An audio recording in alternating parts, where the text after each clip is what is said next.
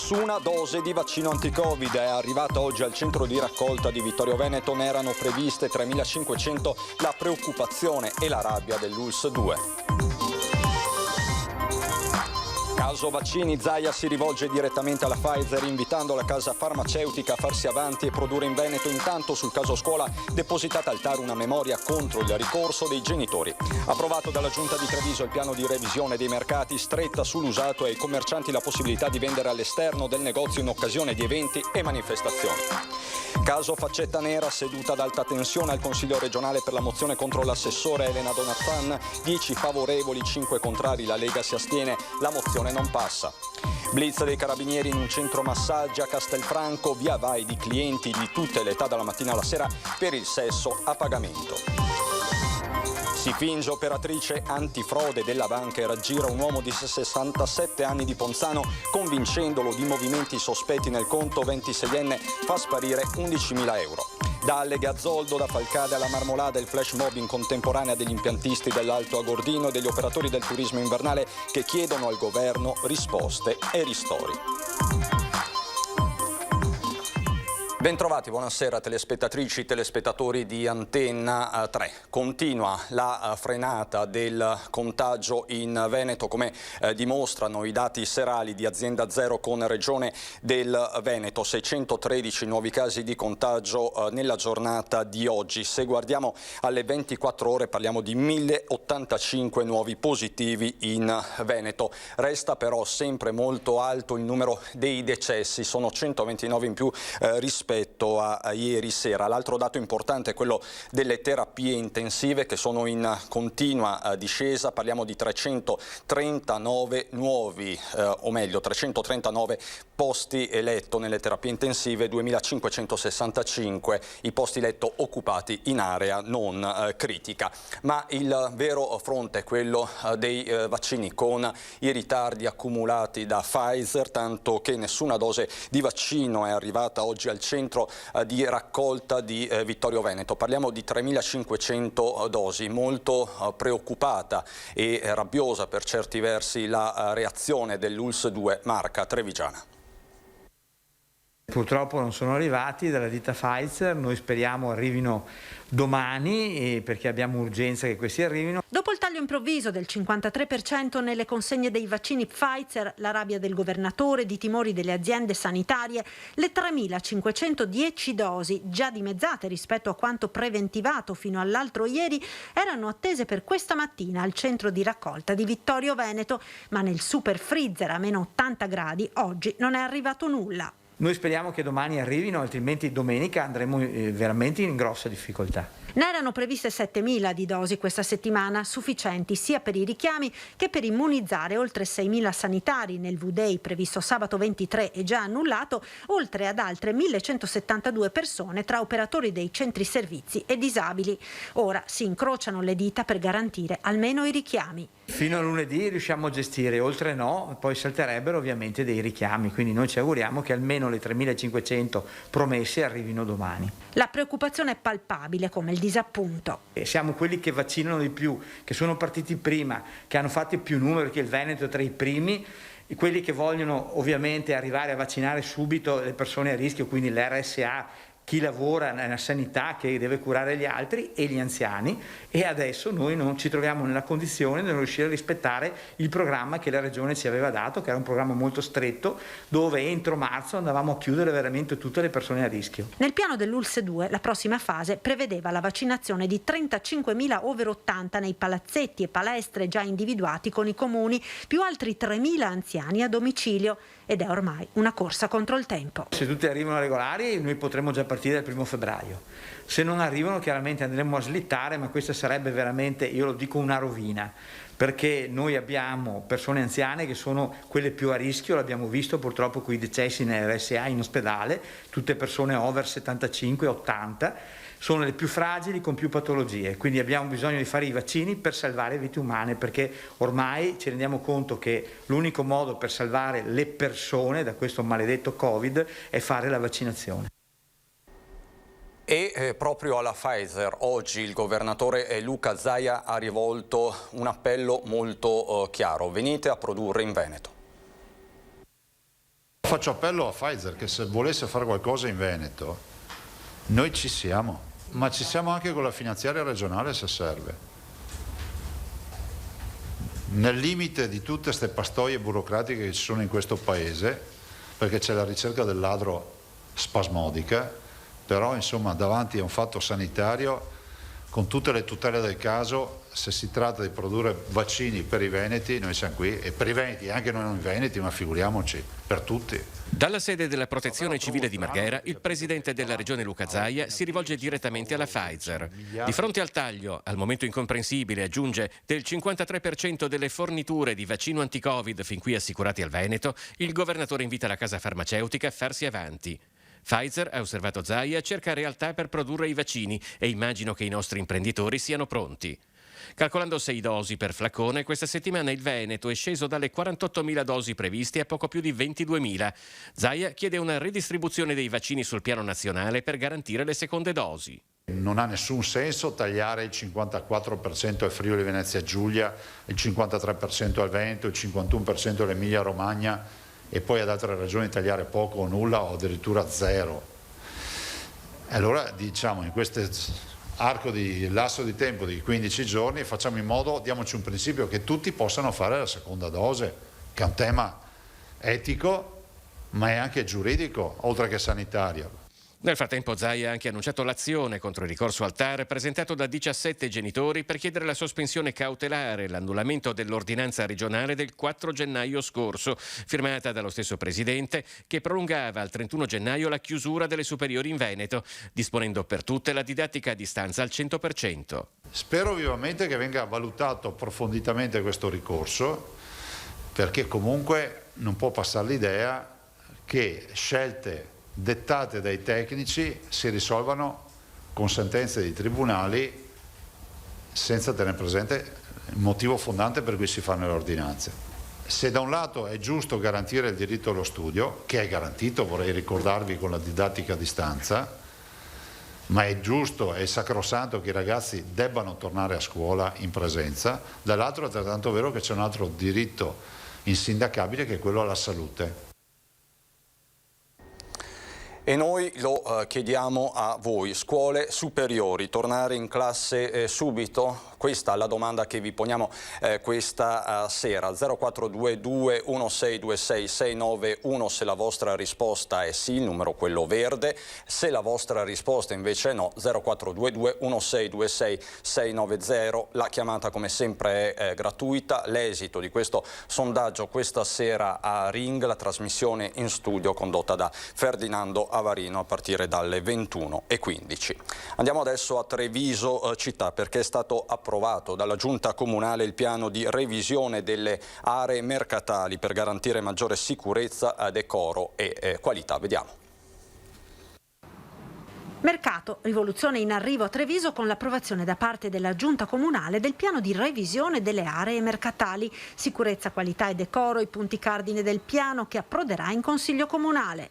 Tutti tesi a riqualificare i mercati, tra cui mi piace ricordare il provvedimento che vieta la vendita dei prodotti usati a meno che non si tratti di usato di grande qualità. Immagino ad esempio a un bel banco che possa avere dei prodotti vintage o dei libri usati, quindi un mercato più qualitativo. Nuove regole per cambiare le tende, per i banchi itineranti e soprattutto in occasione di eventi la possibilità per i negozi di vendere su banchi all'esterno dell'attività commerciale senza particolari iter burocratici.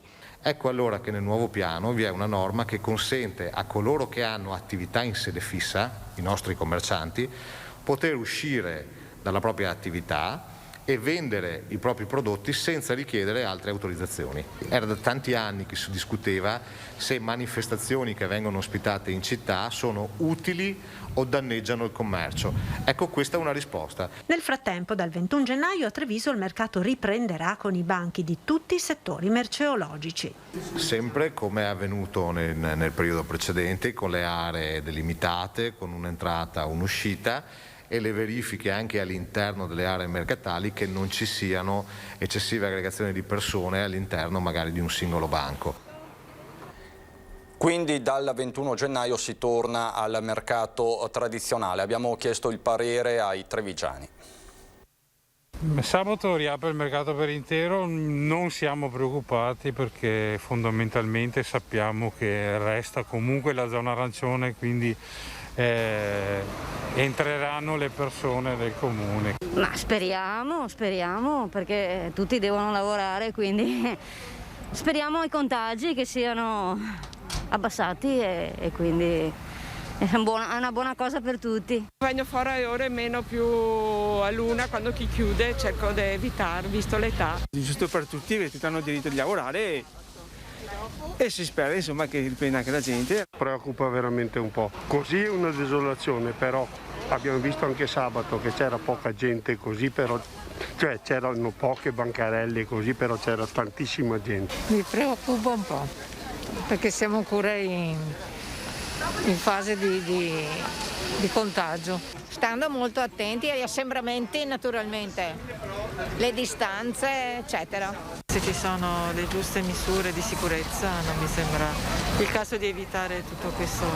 Speriamo che tutti abbiano un po' di rispetto, soprattutto il rispetto dell'uno verso l'altro, perché bisogna avere rispetto e sarà un tempo molto lungo. Era ora. Adesso si spera che i contagi diminuiscano e speriamo di ritornare più o meno alla normalità. Sono anche contenta perché se uno si comporta bene evita qualsiasi problema, insomma. Tutto sta sul comportamento della gente. Ancora che questa vaccina non fanno tutti è un po' preoccupata, sì. Secondo me no, non è ancora, i tempi non sono ancora maturi. Bisogna avere pazienza ancora qualche settimana che migliori la situazione pandemia e dopo speriamo che si possa aprire tutto. È un po' preoccupata certamente, perché è chiaro che quando il mercato si espande gli assembramenti aumentano. D'altronde mi fa anche piacere da un lato perché insomma ritorniamo un po' a vivere normalmente. Ancora cronaca subito dopo la pubblicità. Ritorniamo in studio, ritorniamo a parlare dei problemi del commercio e degli esercenti. La scorsa settimana vi abbiamo raccontato le loro mobilitazioni, i loro flash mob, ma c'è un dibattito interno alla categoria. Vediamo. La guerra per alcuni esercenti continua anche dopo venerdì scorso, quando alcuni baristi e ristoratori avevano aderito all'iniziativa Io Apro con l'intento di far sentire la loro voce contro DPCM e chiusure. Ad oggi alcuni di loro hanno deciso di continuare a lavorare nonostante le multe e la possibilità di vedersi sospendere l'attività. Fa parlare ancora in queste ore il caso della titolare del Globus Ristopub a Santa Lucia di Piave, Rosanna Dal Borgo, che ha preso la decisione di continuare l'attività nel suo locale nonostante i divieti. A insorgere contro questa decisione è la categoria che fino adesso ha rispettato le regole. Non è solo questione di buttare dell'acqua sul fuoco per Andrea Penzo Aiello, presidente dell'Associazione Veneto Imprese Unite, ma un invito esplicito a mantenere la calma e restare uniti. Noi come associazione abbiamo sempre preso le distanze da questa decisione, nonostante negli ultimi mesi abbiamo messo in atto diverse proteste, manifestazioni, sit-in, flash mob, però dobbiamo sempre farlo cercando di restare dalla parte della ragione. Nel momento in cui manchiamo di rispetto a delle regole, facciamo poi fatica sui tavoli istituzionali in cui ci sediamo a andare a chiedere del rispetto per la nostra categoria. Baristi e ristoratori hanno in larga parte deciso di rispettare le regole imposte da DPCM e ordinanze regionali, ribadisce Aiello, preoccupato. Noi abbiamo paura che questi comportamenti vadano a creare comunque un danno di immagine alla nostra categoria. Capisco le loro motivazioni perché sono le stesse motivazioni che abbiamo tutti noi. Io stesso ho un'attività e vengo qua tutti i giorni a fare l'asporto per accumulare qualche briciola che magari mi permetta di vivere. Però bisogna stare uniti, fare squadra, ma farlo nella maniera giusta senza appunto poi cadere in quegli errori che ci porterebbero completamente fuori strada e non ci permetterebbero di ottenere quello di cui abbiamo bisogno.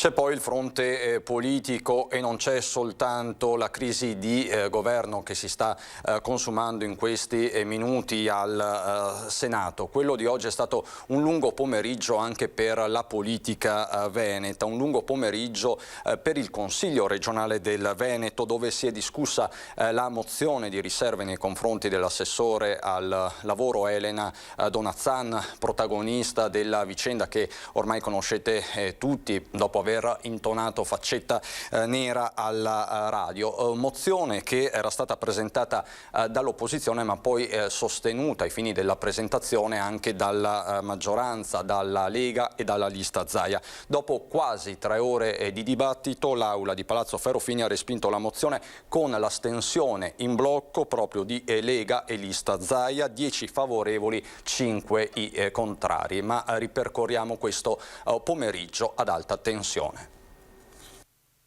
Il Consiglio di oggi con questa mozione è l'occasione che mi permette di ribadire in modo ufficiale le mie scuse in quest'Aula.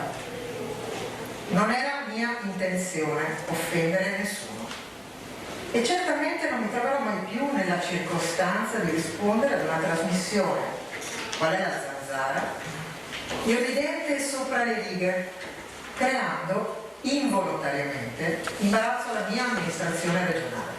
Poche parole in un clima teso, quelle usate da Elena Donazzan, sottoposta al fuoco incrociato di opposizione e parte della maggioranza per aver intonato faccetta nera alla radio, un caso mediatico divenuto politico ed entrato a Palazzo Ferrofini attraverso una mozione di riserve presentata dalla minoranza ma sostenuta dagli stessi alleati della Lega. In molti mi sono stati vicini in questa settimana così carica di tensione e che dimostra una cosa sola principalmente, che su alcuni temi la nostra nazione ha ancora ferite aperte ed un clima che non permette leggerezze. Accade nella vita di sbagliare. Ammissione che però non basta all'opposizione. O si rifiutano quei metodi e tutte le nefaste conseguenze che hanno portato e possono portare, o si avvalla quell'atteggiamento benevolo verso il regime dittatoriale.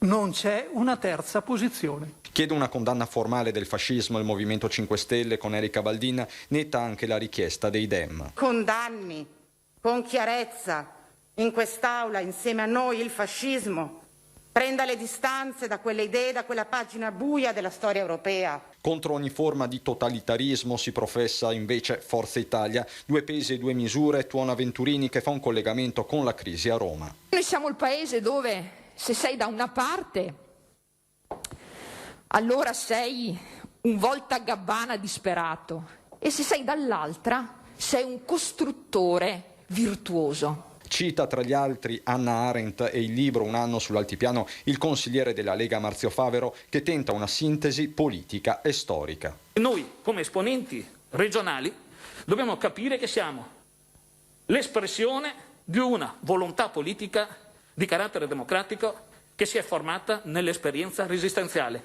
quando comunisti, fascisti, socialisti, democristiani, repubblicani, persino monarchici, capirono che dovevano essere uniti assieme contro il nemico. Quindi lo ripetiamo, la mozione non è passata vista l'astensione di Lega e lista Zaia, ma la nostra Ilaria Marchiori ha raccolto delle reazioni a caldo. Cominciamo con quella del capogruppo della lista Zaia, Villanova. La nostra condanna di quelli che sono stati i fatti della Zanzara è stata totale, è stata una condanna netta, è stato un errore molto grave da parte dell'assessore.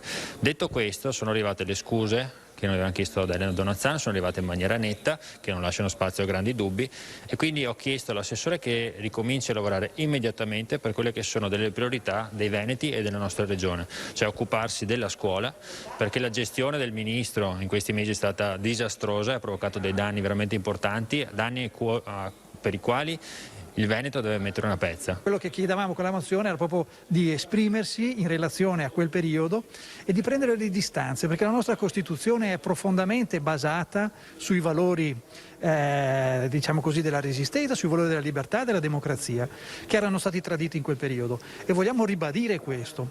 Nella discussione in aula poi effettivamente questi sono dei valori che abbiamo visto condivisi anche dalla maggioranza dei consiglieri e questo è molto importante. A me personalmente è dispiaciuto che non fosse presente il Presidente, perché era un tema che dal mio punto di vista meritava di essere discusso ad altissimo livello nella nostra regione. La cronaca ci porta però a Castelfranco Veneto per un blitz contro la prostituzione. Un via vai di uomini di ogni età e professione, un centro benessere dove una cinese 35enne offriva, oltre alla normale attività, cioè massaggi orientali, la possibilità di rapporti sessuali aggiungendo un extra sulle tariffe consuete. Il blitz dei carabinieri è scattato in via Matteotti, poco fuori le mura di Castelfranco Veneto. Il nucleo operativo radiomobile della compagnia Castelfranco ha fatto irruzione all'interno, dove ha trovato questa massaggiatrice cinese 35enne che aveva appena terminato una prestazione sessuale nei confronti di un cliente che si era presentato. Luci colorate soffuse, candele e profumatori vari, oltre a musica in sottofondo. La 35enne aveva pensato bene di rendere l'ambiente il più accogliente possibile e l'attività era sicuramente fiorente. Si tratta di clienti piuttosto frequenti e abituali che usufruivano di un massaggio effettivamente terapeutico, rilassante al prezzo di 30 euro per 30 minuti e su base volontaria chi era interessato con una ulteriore aggiunta di altri 30 euro poteva usufruire anche di una prestazione sessuale. Nei guai ha finito un 39enne cinese che, oltre ad essere il titolare del contratto di affitto del locale, percepiva anche parte dei proventi dell'attività di meretrice della connazionale. L'uomo è stato deferito in stato di libertà all'autorità giudiziaria per i reati di sfruttamento e favoreggiamento della prostituzione. L'indagine è scattata dopo alcune segnalazioni. L'attività è partita dalla segnalazione da parte di vicini di casa, ma anche durante i servizi di controllo del territorio da parte delle nostre pattuglie sulla città, che rilevavano un andiriviene piuttosto frequente di persone, di uomini, dalla metà mattina fino verso le 20 alla sera da questo centro benessere. I clienti contattavano dapprima la donna su numero di telefono inserito in vari annunci pubblicati su siti internet, quindi fissavano un appuntamento con la 35enne cinese. L'attività è stata sospesa con il sequestro dell'immobile, al quale sono stati apposti i sigilli anche per impedire che il reato fosse portato a conseguenze ulteriori. Sta combattendo invece tra la vita e la morte il 38enne pakistano investito ieri sera in pieno centro a San Biagio di Callalta. Un impatto violentissimo, l'uomo è stato sbalzato ad oltre 20 metri, ora il 38enne pakistano sta combattendo tra la vita e la morte nel reparto di terapia intensiva all'ospedale di Treviso. Le sue condizioni sono apparse subito gravissime, gli uomini del suo M118 che lo hanno stabilizzato sul posto lo hanno trasportato poi d'urgenza al Cafoncello. La dinamica è al vaglio della polizia stradale di Treviso. Secondo una prima ricostruzione il 38enne aveva attraversato la strada per andare ad acquistare del cibo da sport da portare a casa, poi mentre rientrava con il cartone in mano proprio sulle strisce pedonali è stato investito da un'auto, una Peugeot 206 che procedeva in direzione Ponte di Piave, guidata da una giovane di 23 anni. La ragazza, sotto shock, è subito scesa dalla macchina per prestare i primi soccorsi all'uomo. Immediatamente è stato lanciato l'allarme, la strada è stata bloccata per consentire le operazioni di soccorso. Il gravissimo incidente si è verificato sulla Postumia proprio di fronte al comune di San Biagio di Callalta. A terra i segni del terribile incidente, il cartone con il cibo, le scarpe del 38enne. Una strada, la Postumia, non nuova a questi incidenti. La strada è rimasta bloccata per un paio d'ore con le auto che potevano transitare solo in una corsia. Un uomo di 67 anni di Ponzano, Veneto, è l'ennesima vittima della truffa del falso SMS della banca per accedere al conto corrente, denunciata una 26enne di Pavia. I carabinieri di Strana hanno denunciato per truffa una 26enne della provincia di Pavia, già nota alla giustizia. Collaudato il sistema che la truffatrice escogitava al telefono con le sue vittime. La donna, con dimestichezza, riusciva a spacciarsi per un qualificato operatore bancario antifrode. Ogni volta riusciva, dopo aver mandato dei falsi messaggi SMS camuffati come fossero quelli della banca, a carpire illecitamente le credenziali bancarie delle sue vittime, fino a giungere all'ultimo tassello con una chiamata che appariva sul display con il numero identico dell'istituto bancario delle persone da truffare. Vittima di questo raggiro un 67enne di Ponzano Veneto che, dopo aver eseguito la lettera e i consigli della donna, si è visto svuotare il suo conto corrente di 11.000 euro, direttamente accreditati su una carta prepagata a disposizione della 26enne. Dopo la denuncia, gli uomini dell'Arma sono però riusciti a identificarla. Per evitare queste truffe occorre ricordare una semplicissima regola, quella per cui una banca non chiede mai al proprio cliente di confermare le sue credenziali tramite SMS. Andiamo adesso a Belluno.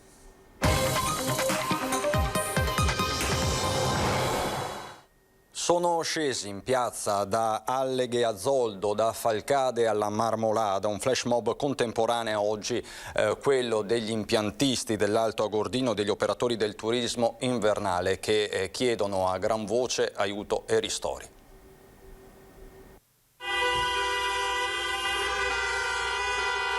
Siamo qui oggi per chiedere certezze per il futuro, per la possibile apertura, speriamo, e per la certezza di ristori economici per tutta la filiera. Un flash mob organizzato seguendo scrupolosamente tutte le disposizioni anti-Covid ha unito simbolicamente impiantisti e operatori turistici dell'Alto Agordino, da Alleghe a Zoldo, da Falcade alla Marmolada, come mostrano le immagini fornite dal sito di Radio Più. L'eco del suono dei clacson ha oltrepassato i confini delle Dolomiti, ineffabilmente imbiancate come non mai, eppure rimaste chiuse per disposizione delle norme varate per il contenimento del contagio. La montagna è vita e qui si sopravvive aggrappati alla speranza di poter tornare alla normalità.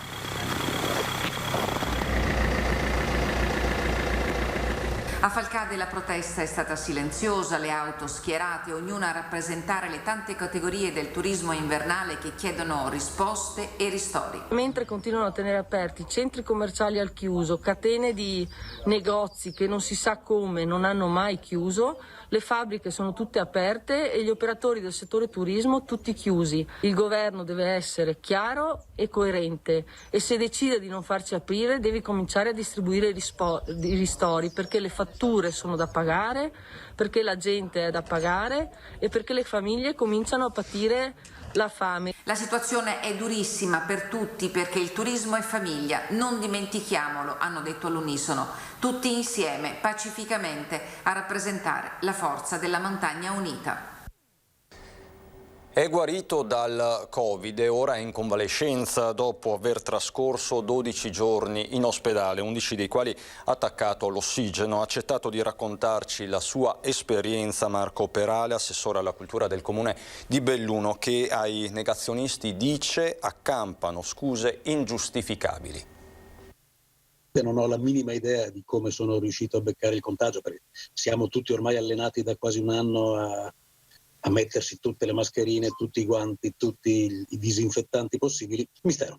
Sul come resta il mistero. Prima un diffuso malessere, poi la febbre alta a cavallo delle festività natalizie, i problemi di carattere respiratorio, la scoperta della positività, la diagnosi di polmonite bilaterale e il ricovero urgente al San Martino di Belluno per 12 lunghissimi giorni, 11 dei quali trascorsi attaccato all'ossigeno. È l'assessore alla cultura del comune di Belluno, Marco Perale, a raccontarci il suo faccia a faccia con il Covid. I motivi del tutto misteriosi che stiamo constatando in questi mesi, c'è chi arriva allo scollinamento in senso positivo e chi invece inizia una trafila che spesso è terribile. Quindi lì non ci sono meriti, è uno di quei casi misteriosi in base ai quali io sono qua a raccontarlo e c'è chi non ce l'ha fatta. Durante il ricovero l'assessore Perale ha avuto il conforto della famiglia, dei tanti amici e colleghi. Facebook l'unica possibilità per continuare a dialogare con l'esterno, anche con qualche irriducibile negazionista. Ho ritenuto mio dovere come giornalista, io ho fatto quasi 40 anni di giornalista, il mio dovere raccontare in diretta cosa vuol dire essere all'interno di questo meccanismo e dall'altra proprio cercare di far capire agli infastiditi. La colpa è di chi si è inventato il Covid, di chi ci impone la mascherina. Queste sono delle stupidate veramente pericolose e comunque ingiustificabili. Una cosa è l'economia, un'altra la salute pubblica e su questa, dice l'assessore, non si può transigere. Le mascherine servono, se non le avessimo, è bastato vedere il dato dell'influenza. Quest'anno praticamente non c'è influenza e piaccia o non piaccia agli odiatori delle mascherine, è tutto solo merito delle mascherine, il che ci dice invece quanto più veloce e contagioso è il Covid. Il ricovero si è concluso pochi giorni fa, provato fisicamente e fortunatamente negativizzato, ora restano le conseguenze, racconta Perale, mentre il suo pensiero corre alla trincea ospedaliera dove da quasi un anno si combatte una delle peggiori battaglie di sempre. Tanti temi sul tavolo questa sera a Ring, la trasmissione di prima serata condotta da Ferdinando Avarino a partire dalle 21:15. C'è una crisi di governo in corso, questa sera la votazione al Senato. Tanti anche gli ospiti per fare il punto: Marco Bonet, giornalista del Corriere del Veneto, Settimo Gottardo, già sindaco di Padova, parlamentare della Democrazia Cristiana, il senatore Andrea Ostellari della Lega, la collega senatrice Daniela Sbrollini di Italia Viva e il senatore Andrea Ferrazzi del Partito Democratico. Da Treviso e Belluno non ci sono aggiornamenti particolari dell'ultima ora. Vi saluto e vi ringrazio. Ci sono le previsioni del tempo. Buon proseguimento.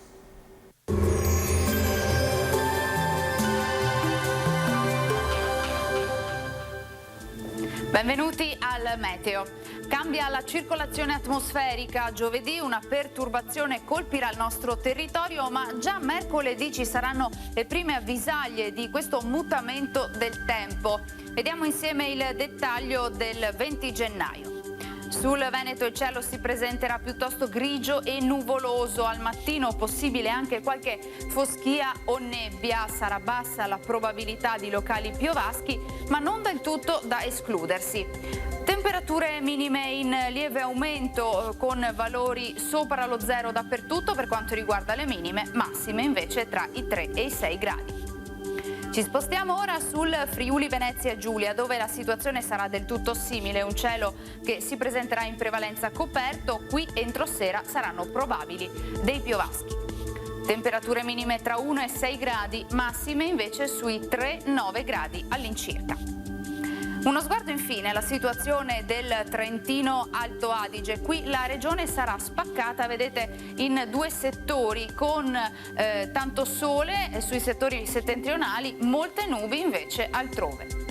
Temperature minime intorno ai meno 3 gradi, massime sui 4 all'incirca.